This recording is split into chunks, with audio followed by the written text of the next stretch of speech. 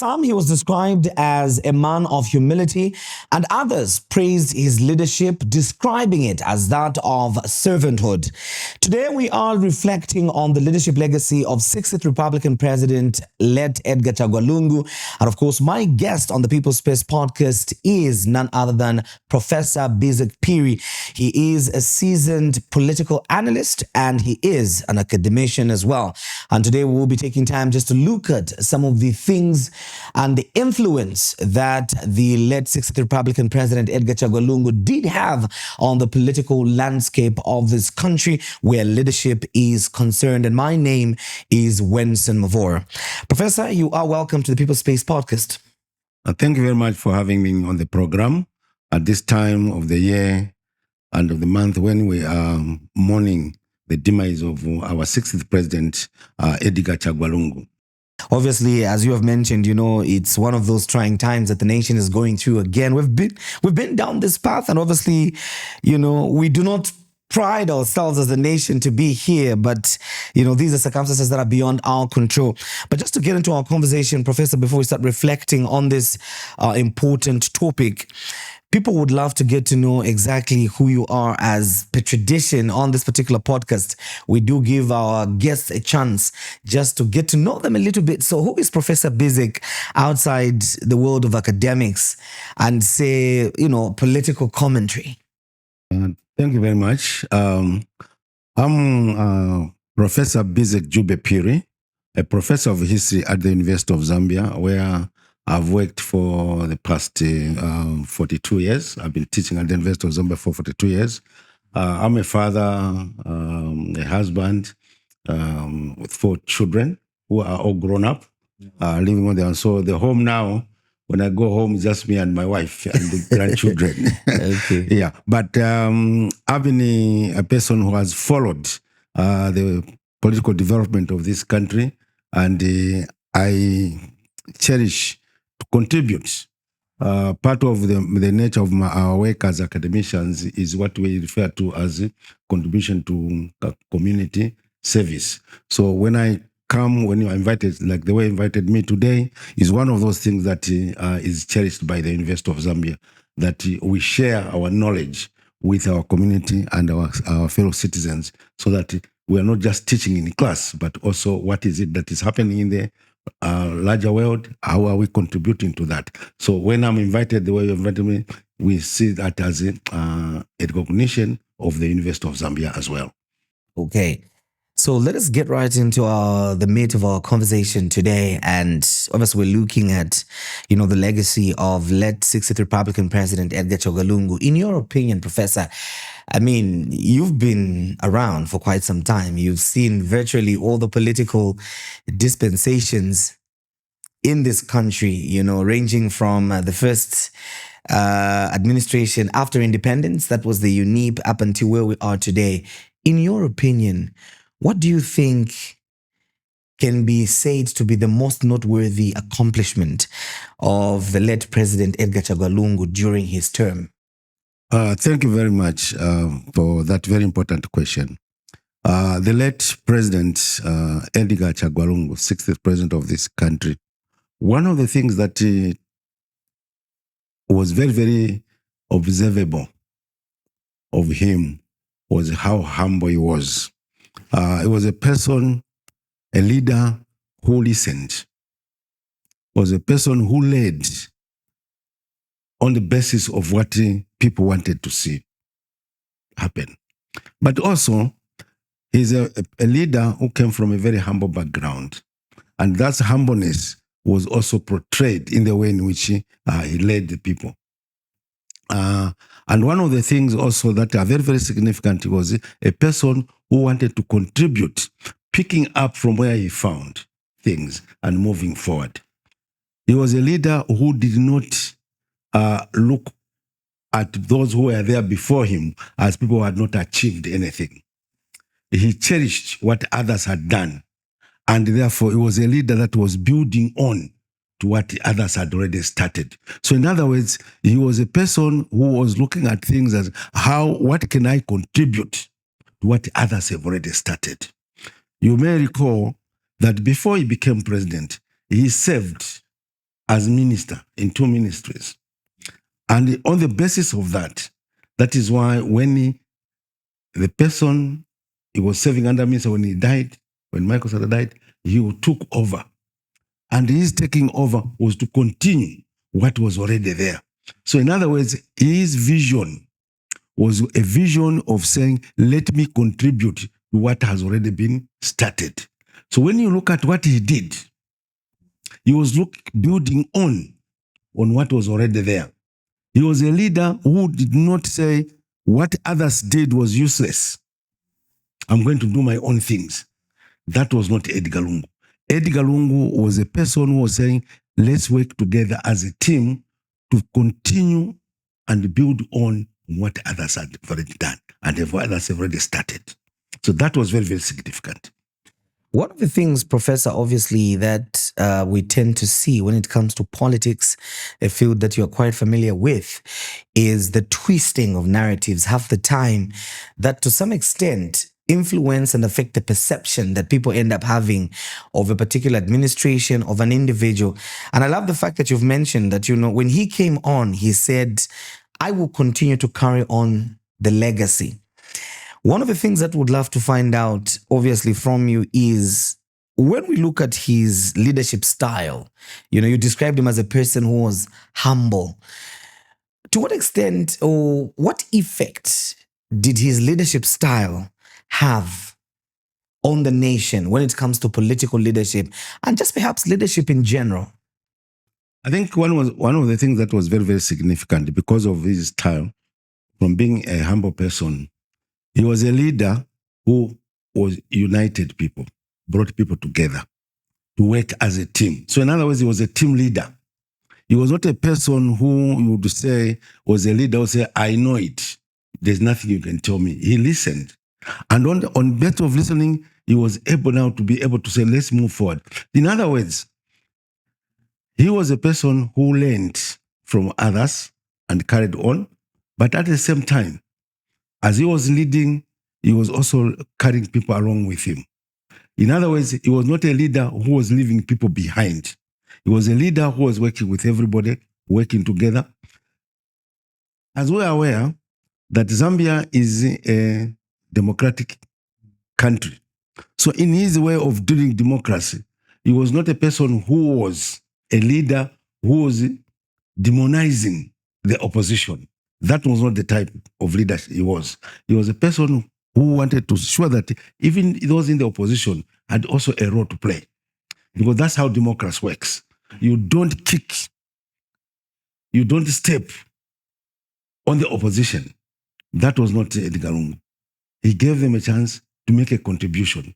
And because of that, he made sure he was carrying everybody. And that is one of the legacies that he will always be remembered for. From my perspective, when you look at the way he was doing things, he was one of those people. So in other words, when his vision was a vision of social development, that this nation should develop from where he started from. So in other words, when you look at what he was doing, there are a number of things that he did. He looked at social. When he took over, there were a number of areas in our rural areas which did not have schools. So his focus was, he was educated himself, but he was saying the others, those people who do not have access, whose children cannot have access, schools were started in rural areas, clinics, hospitals, so that these people could. So you find that a lot of things were done to improve the welfare of the Zambian people. So in other words, when you look at where these projects were taking place, it was not in areas where you would say, no, he was developing those areas because he came from there. No, for him, he was looking at Zambia as one. And therefore, he wanted to give every part of Zambia an equal opportunity of developing, so that when you talk about development of the nation, it's where you are developing everything, every part of the country at the same level. And that's what Edgar Lungu was doing, to ensure that every part of Zambia was moving at the same pace. And also, he worked very hard. When you talk about development, you're talking about how communication is going about. So he facilitated development of roads so that Zambia could be people in Zambia could move around very easily. At the same time, he was looking at Zambia not as an isolated or an island, but as part of the global village. So you find that a lot of projects were carried through during his era. We now have, easy connection to our neighboring countries. When you go to to the south of us, the bridges, connecting Zambia, Botswana, Namibia, and so on and so forth. So in other words, all these things were done in order to ensure that Zambia was growing and developing.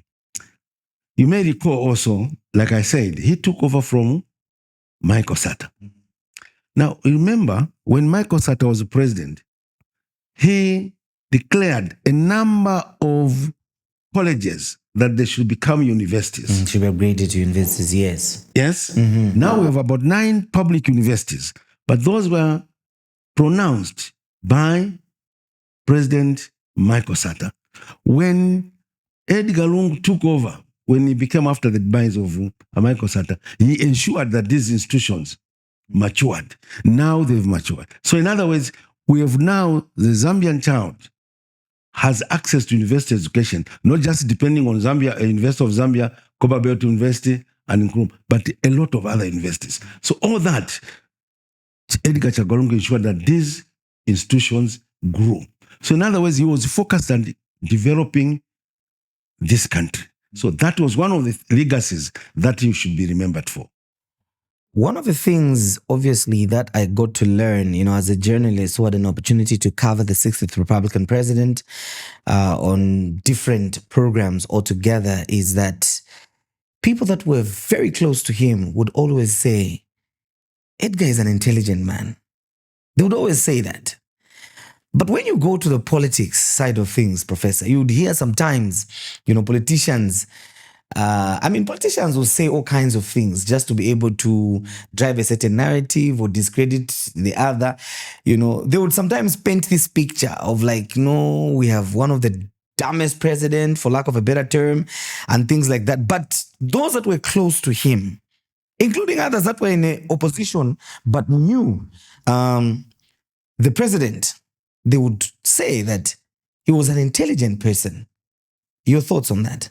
Thank you very much. That's very, very important. The thing about intelligence of a human being is not measured by, for example, when you talk about that person is intelligent,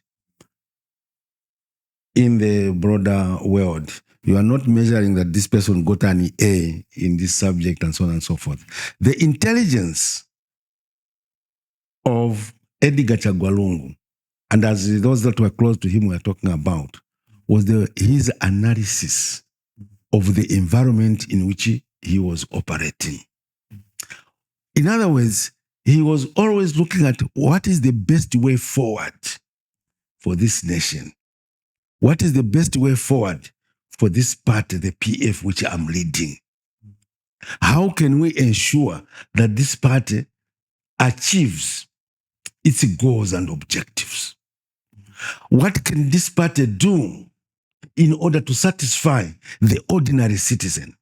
In other words, for any leader at any level, it should not be focusing on yourself, but focusing on the wider community. Now, that's where the intelligence comes in. Now, when you talk about intelligence, it goes beyond you as a person, but looking at how do I relate? Who are the people that I'm working with?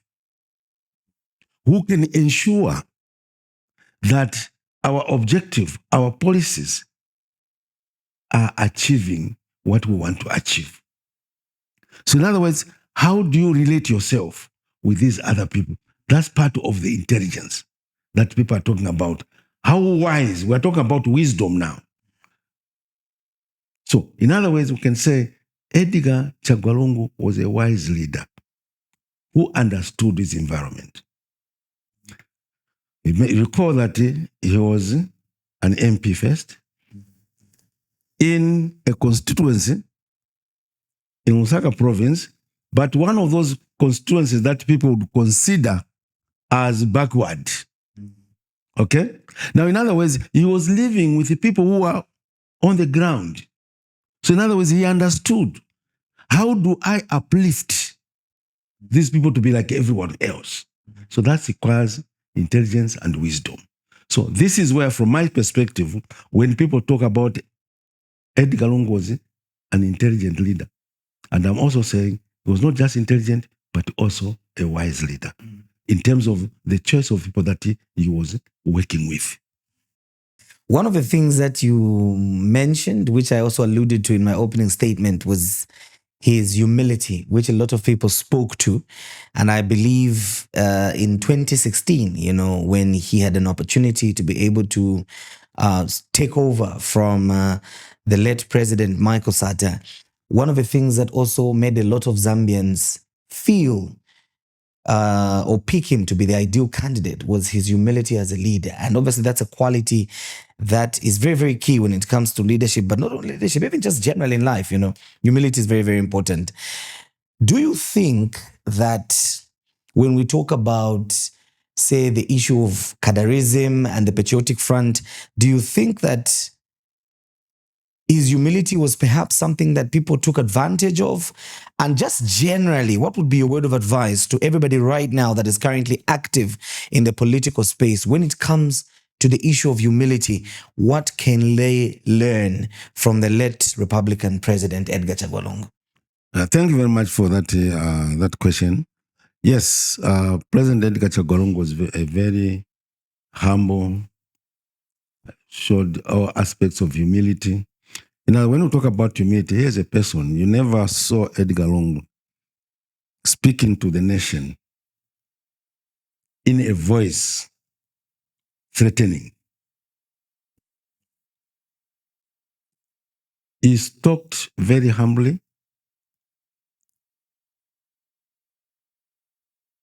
He handled the issues very humbly.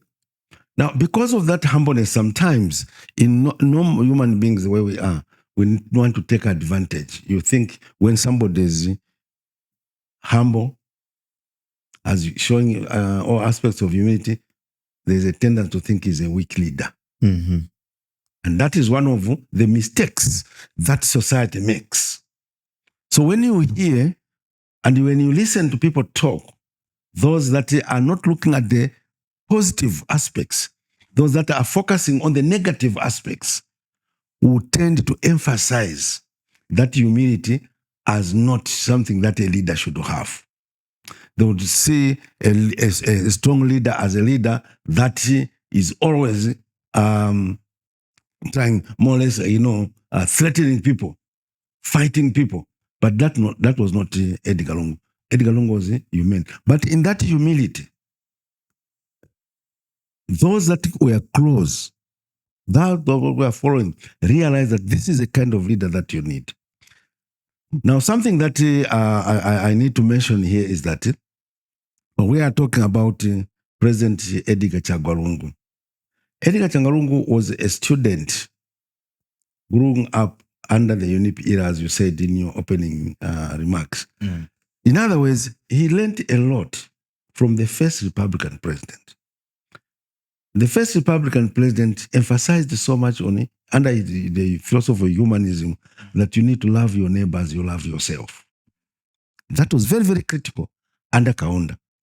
Now, that is something that you saw in Edgar Lungu, that to be a leader, the way you look at yourself is the way you should look at the people that you are leading. What you want for yourself is what you want for the people that you are leading. Now, sometimes people took advantage of that, and now you hear all sorts of negative things being expressed about it. Now, we saw a rise of the issue that you've mentioned, the issue of cadarism, where cadres thought they could do whatever they want. But he did not just look at them and forget about it. The measures that were taken to ensure that those things do not perpetuate and undermine the goals and the objectives of what Zambia should be. And because of that, he ensured that peace, and that is very, very, very important, that peace was maintained and sustained, that Zambians lived peacefully. Zambians should not be people that were constantly fighting against, with each other. So these are some of the things that ensured that things were moving on. So that humility was not something that should be interpreted as negative. That humility had a positive aspect, which is what makes Zambia.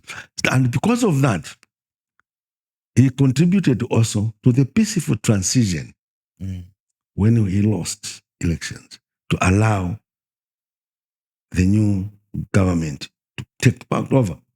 And even the people to say, okay, yes, he has lost elections, let's move on. You know, just on that, Professor, I've heard some people argue on social media, you know, we have a lot of keyboard warriors nowadays, Professor, you know. Some people argue on social media when it comes to the peaceful transition and say, well, what was expected of him? He lost an election. In any democracy, innocent person is just supposed to hand over power. Like, we shouldn't even be praising him for that. But one thing that people forget is that a sitting president has got powers. He can decide just to refuse to hand over and cause confusion and anarchy in the nation like we've seen happen in other countries. But some people don't seem to understand that aspect. Very, very true. You are very, very right about that. People take for granted. Like you've rightly pointed out, we have seen situations where elections have taken place. The sitting president has lost and says, sorry, I'm not moving.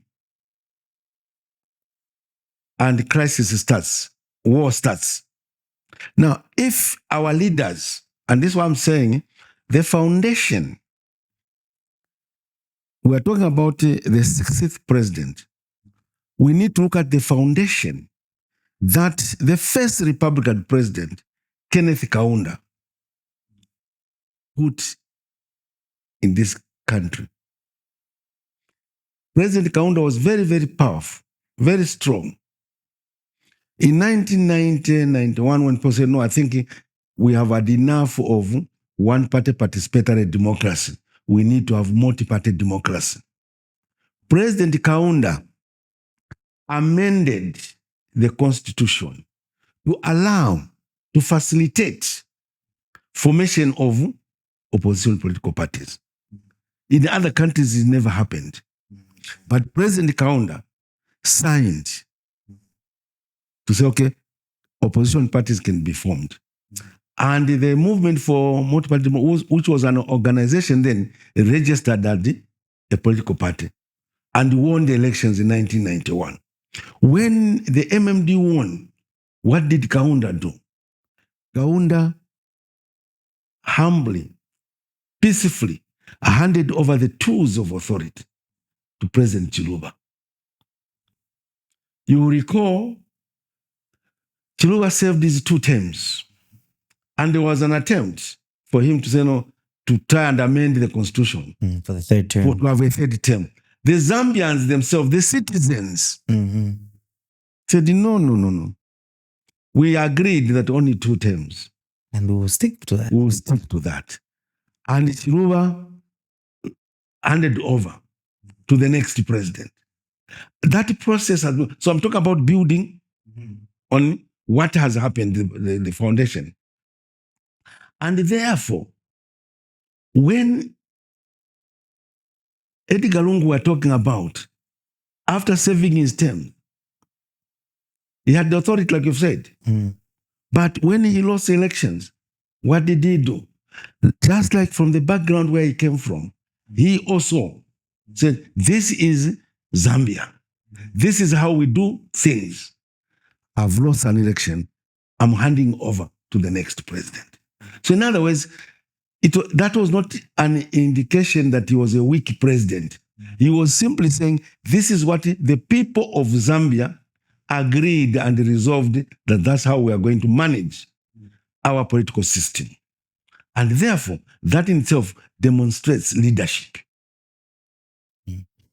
Obviously, indeed, he respects the will of the people, and there's no highest honor in democracy than respecting the will of the people. And as Professor has explained, that is what President Edgar Lungu, the late exemplified in his leadership during his term of office. You are watching the People Space podcast, and you can win some amazing prizes that we do offer. All you simply have to do is be interactive on the channels that we do broadcast episodes of the People Space podcast. We are talking about YouTube under the handle the Center for Trade Policy and Development, and Facebook as well. On other platforms such as Twitter, TikTok, we are using the handle CTPD Zambia. And on any of it could be a trailer, it could be a full episode that we share on those platforms. All we simply ask you to do is put a comment there. And if your comment garners enough traction, you do stand a chance to win yourself amazing prizes ranging from t-shirts, mug cups, hoodies, such as the one that I'm wearing right now, which is branded the center, which is branded the People Space podcast. As you know, it is getting cold, so you do just need to get yourself one of these perfect and warm hoodies. And also, we do offer some mug cups, t-shirts, capes, and many other accessories that you do not want to miss out on. So let's get interactive on those platforms and keep the conversation going. We will take a break, and shortly we'll be back and continue the conversation. Hello, my name is Dr. Johnston Chwanda, independent energy expert in Zambia and beyond.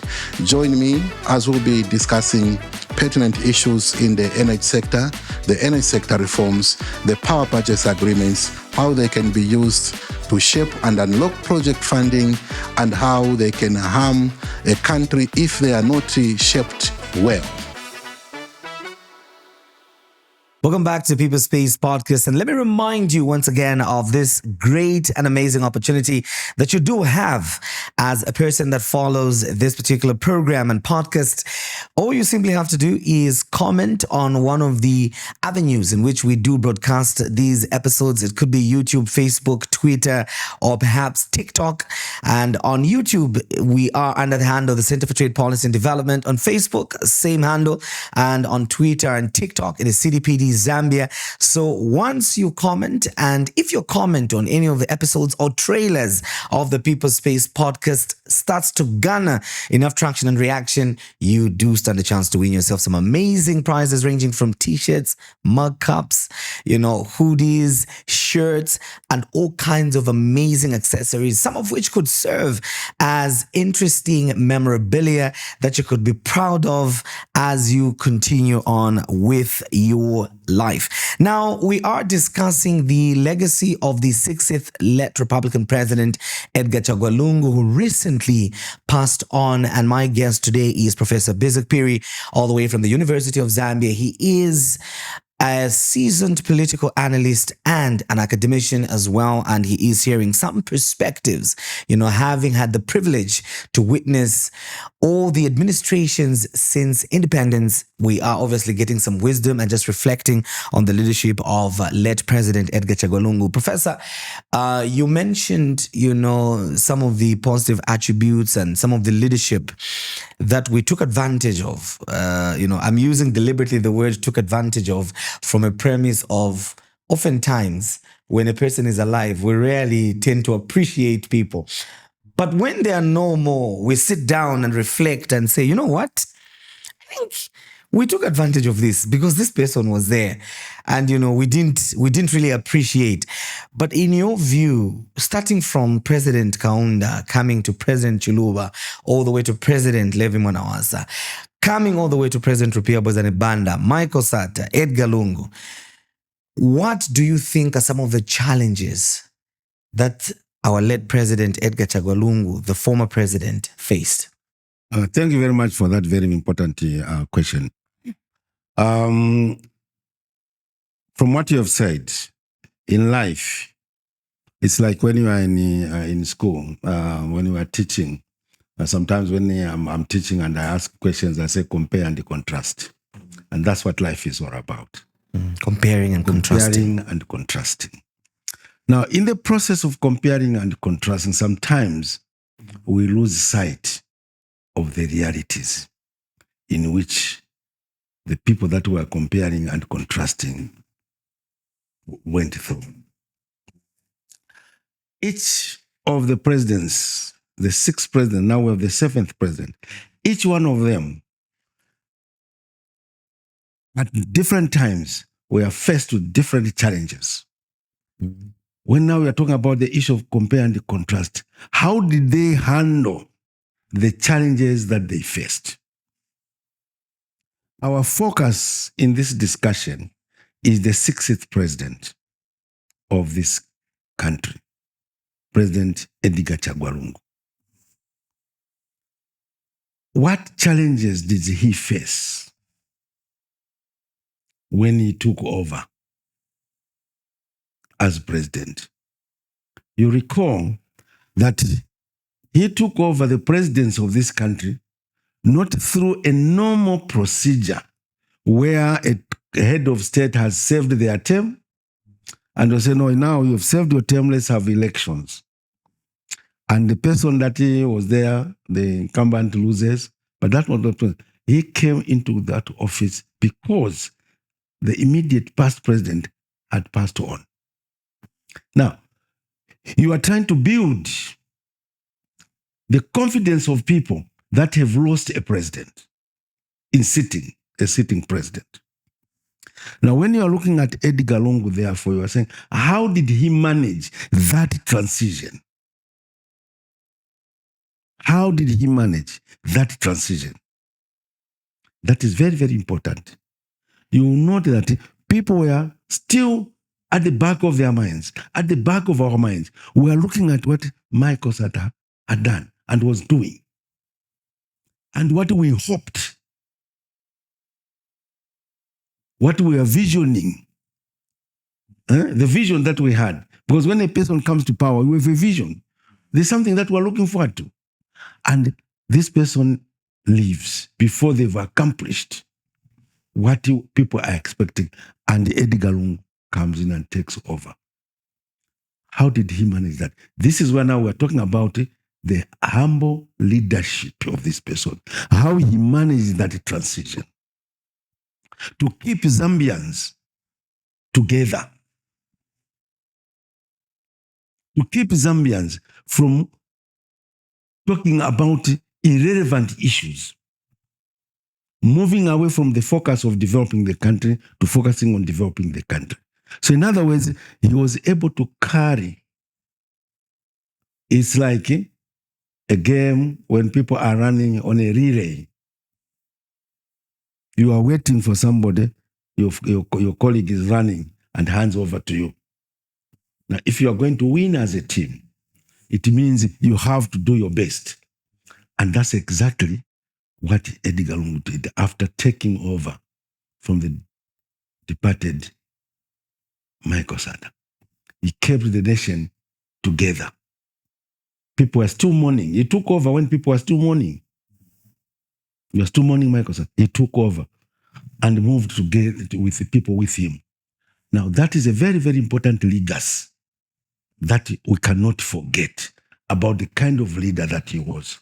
And because of that, people decided that let's rally behind this person now who is leading us. Because the style of his leadership was such that it embraced everyone in the nation. He did not segregate, saying, I'm just leading people in the PF. You people in the MMD, forget about me. You people in the MMD, in the UPND, forget about me. He was leading every Zambian to move the country forward. So that's a very important legacy. That's a very important strength of a leader that you see in Edgar Lungu. We want to talk about some of the progressive programs that the Patriotic Front under the leadership of late President Edgar Lungu did accomplish for this nation. You highlighted some of them, the continuity with regards to the education sector, where we've seen an upgrade of university, creating more options, and not only options, but improving the access to education. One of the things that we also talk about when we reflect on the legacy of the Patriotic Front is infrastructure development in this country. We did see also the adjustment of the social welfare, the social cash transfer program that came in to help attack or to help alleviate the poverty that the majority of Zambians were contending with. In your view, what is your comment with regards how these initiatives were handled by the Patriotic Front under the leadership of the late President Edgar Lungu, former president, and also what would be your advice to the succeeding administrations with regards some of these good initiatives and carrying on with the legacy? Yeah, thank you very much. Now, for example, in today's Zambia, we hear so much about CDF and projects coming up with, but these have a background from the PF where these things started from. And one of the things that was done was to ensure that the management of these resources were decentralized. You remember Michael Sata started with the creation of new districts and so on and so forth. But also when these funds came, we also now sent to the districts so that they are managed on the ground. That itself, the PF ensured that this thing was consolidated. And what we are seeing today is a consolidation carrying on something that was started. So in other words, the PF under Edgar Lungu was looking to the future. They were not just living today. They were looking to what kind of Zambia do we want? Development should not just be confined to the urban areas. Development should also be in the rural areas. So how do you develop the rural areas? You develop by ensuring that there are spots where this development is growing. How do you empower the person in the village? You need to provide the resources. And that process was started under the PF. And Edgar Lungu ensured that these processes were growing. And in other words, he saw the seeds. So in other words, to have a meal today, to have maize tomorrow, you start from sowing the seeds. So some of the developments that we are seeing today were started under Edgar Lungu. We have seen schools, hospitals, clinics being launched by the current government. But when you look at their history, they started under Edgar Lungu.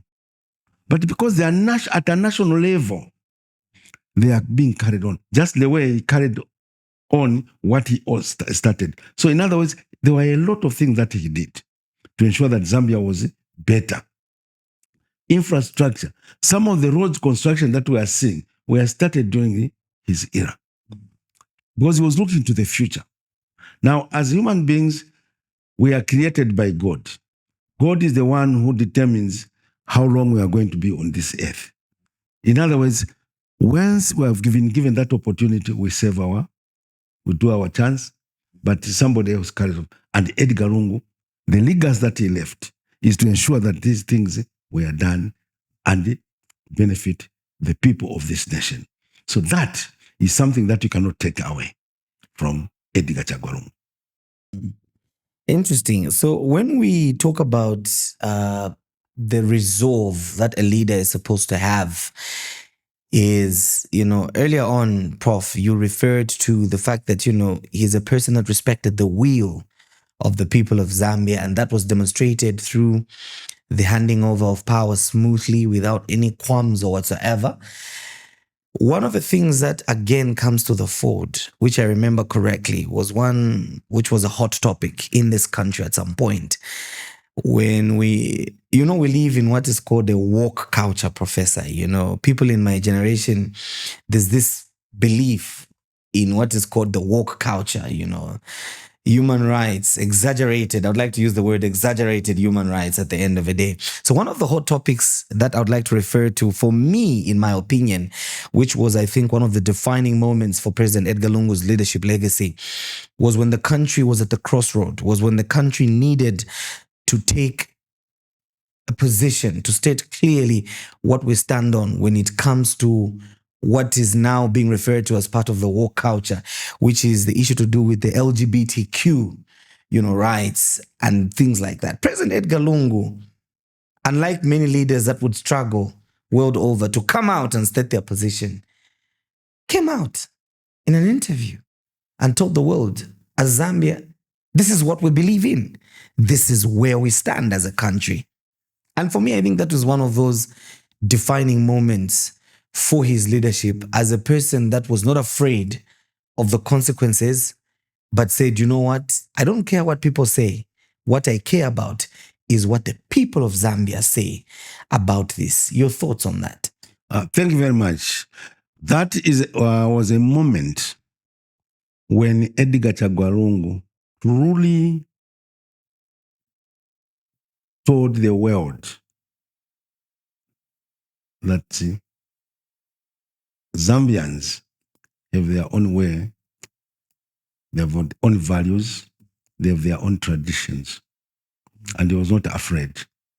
Many of the leaders out there were agreeing to this because they wanted to please the so-called powerful nations. But Edgar Lungu clearly said, as far as Zambians were concerned, we don't agree with these things. These are not part of our culture. And we will not allow you to force us to agree to something that is not part of our culture. In other words, it is an issue, even today, is an issue which is used. If you want us to support you, can you do this? But Edgar Lungu said, sorry, even if we are struggling, we have challenges in meeting certain requirements, but you cannot force us to do what is outside we consider as our values. Today we talk about our national values, and it is very clear what. So in other words, the Zambian people spoke, and Edgar Lungu they were our spokesperson. He told the world what the people that elected me to be their leader, this is what they are saying. And I also believe in what my people are saying. And sorry, this is what we are going through. And the world respected us. Nobody is going to force us. And this is why, even today, Zambians are saying no to these kind of things. They are not part of our tradition. So we cannot force it on us. And that was a clear reflection of a leader who represented, a true representative of the people that elected him into that office. Professor, I've heard people say if we continued with the Patriotic Front, this country was going to sink like the Titanic. Now, obviously, each and every political party comes with its own challenges, comes with its own weaknesses and strengths. Do you believe that that was going to be the case? Not to put you on the spot, I know you're not a politician. Yes, yeah. I think one of the things that sometimes people, we have a tendency of looking at things. Like I said, if you focus so much on the negative aspects, you come to that conclusion to say, no, if PF continued, we are going to have a serious problem. But today, if you go and listen to the ordinary citizen, when I talk about the ordinary, I'm talking about people on the ground. A lot of people are missing Edgar Lungu. A lot of people are missing PF. Because people are, remember we started with the issue of compare and contrast. Yeah, compare and contrast. People are comparing where we came from, where we are today. Zambians today are crying and they're saying, we wish Edgar Lungu was still there. We wish PF was still there. Why are they saying so? People are looking at how were things then when Edgar Lungu was in power, when the PF was in power. The cost of living was manageable. Food was not expensive. Today, people are fast suffering. They are not able to afford food. Now, so in other words, what I'm saying is that the issue of compare and contrast doesn't end. People are comparing. They're saying we were better off. And people are saying maybe we would have been better off if we had voted PF in 2021. Things were better. So in other words, these are issues that go on. challenges there, and so on and so forth. But when people do a comparison, comparing and contrasting, they're saying perhaps we are better off, would have been better off for another PF. There were issues of people, one of the challenges, of course, that people were not happy with was, the cadreism had written at a very high level at that stage. But when you look at other things, people are saying perhaps things were better. So, in other words, this is where we can say that Edgar Lungu's government and the kind of leadership that he provided, things were kind of manageable and people were happier. So in other words, there are people that are missing PF. So to answer your question, I don't think to have continued with PF would have sunk this nation to the ground. Okay. Yeah. Professor, unfortunately, we have to obviously start wrapping up our conversation due to the interest of time. But another important question that I feel we need to weigh in before we close is the issue of corruption. Corruption has remained a challenge in this country. And in the Patriotic Front, I remember the opposition at some point saying corruption was at an all-time high in this country during that time. And I'm not saying the escalation of corruption is unique to that time only, but it was one of those things that was said. So in your opinion, what can present and future administrations learn from the way that the PF approached the fight against corruption in this country for the betterment of this country? Thank you very much. Yes, you have touched on a very, very important matter that is of concern to this nation, the issue of corruption. Yes, there was a lot of talk about that. There was too much corruption in the PF government and so on and so forth. But another thing that I think as Zambians we need to do is that what kind of systems have we put in place to deal with corruption? That's one of the major problems. Now, I can give also, I'm coming as a historian, give you a historical background. Now, in the UNIP era, under President Kaunda, there were very strict regulations. And that was one of the legacies of Kaunda. That, for example, you cannot be in government and doing business with government. That was never tolerated. You had seated, which ensured that you cannot do all those kind of things. So there were institutions that were put in place. But when the governments changed, those things were removed and so on and so forth. Now you have a situation in today's Zambia. And these were not just under Edgar Lungu's government. This started before. When things were began to change in the name of privatization, when we moved from UNIP to MMD and so on and so forth, things began to change. Where you have an employee, you work for a company, you work for the government, you are also a supplier, but you work in the supply and the department of it. So you have a person who is supposed to be receiving things that have been ordered by the government, who is the same person supplying. So that corruption comes in. It's very, very strong. So the point I'm trying to make is that, yes, corruption had reached levels where it was intolerable. And we find that these things, when changes comes, we'll talk about the ending, but things have not changed. You find that these things are continuing even today. So the message, the lessons that we should learn before we talk about the message, the lessons that we need to learn, we need to go back and say, how can we control these things?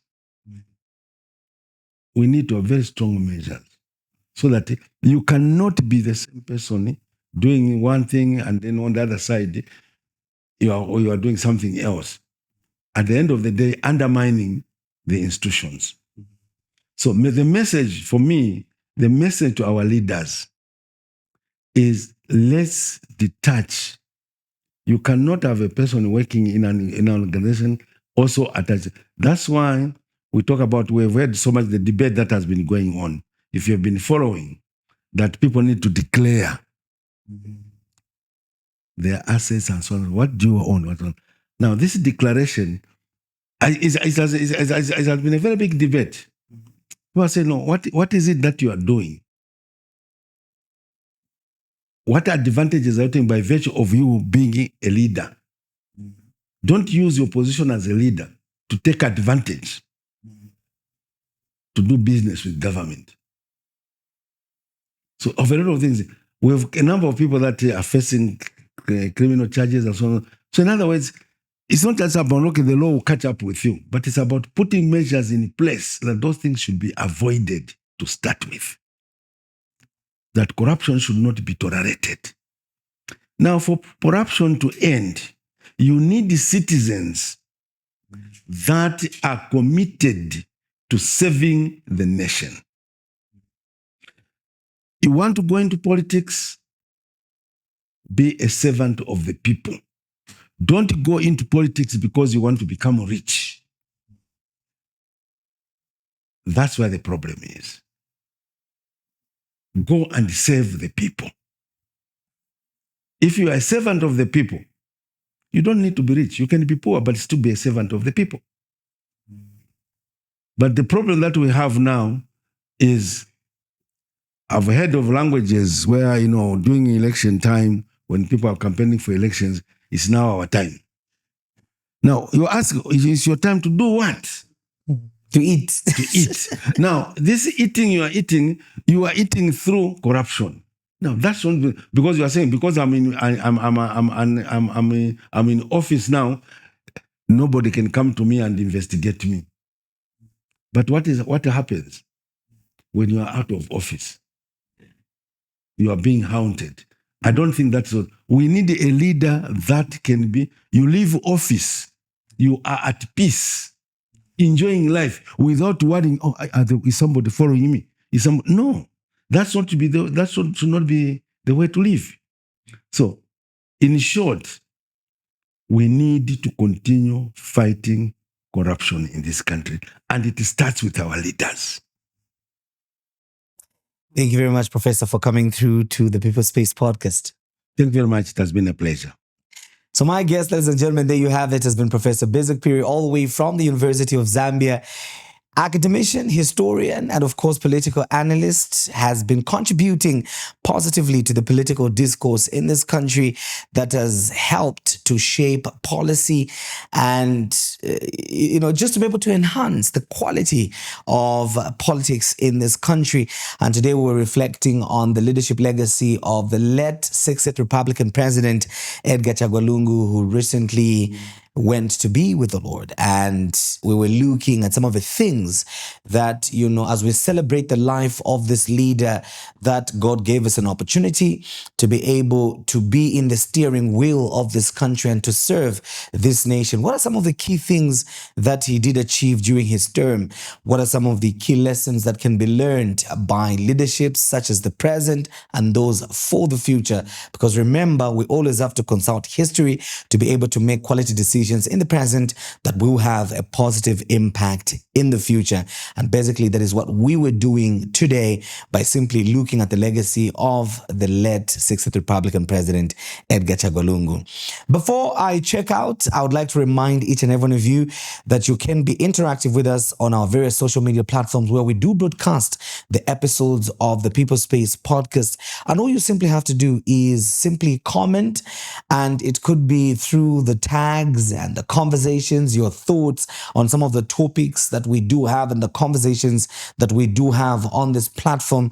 And if your comment garners enough reactions and, conversations, you do stand a chance to win some amazing prizes that we are not shy to give you, such as hoodies, t-shirts, mug cups, capes, and of course other accessories that you cannot afford to miss out on. So let's get interactive on those platforms, on YouTube under the handle the Center for Trade Policy and Development, on Facebook, same handle, on TikTok, Twitter, and other platforms. It is CTPD Zambia. See you next time. And remember, let's keep the conversation going on the People's Space podcast, which is your platform.